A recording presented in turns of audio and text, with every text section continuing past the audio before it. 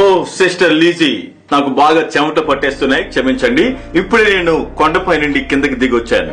April 17 తెల్లవారు 2:30 గంటలకు నేను ఆత్మవస్తుడినై 5 అమ్మాయిలను చూశాను.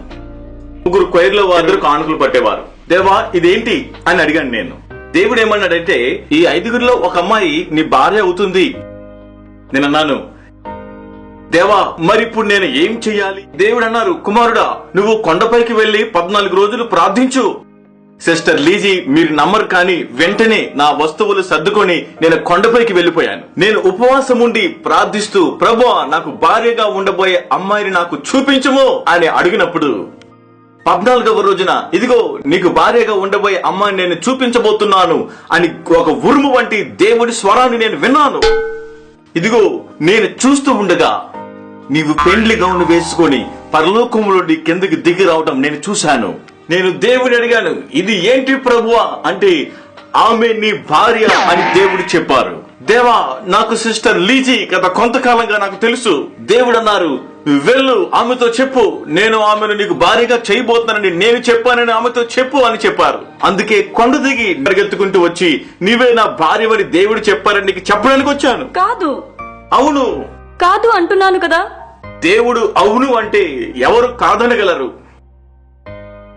నిజమే, ఎవరు కాదు అని అనలేరు. సిస్టర్ లీజీ, మీరెందుకు ఏడుస్తున్నారు? నా గురించి మీకు చెప్పాలి.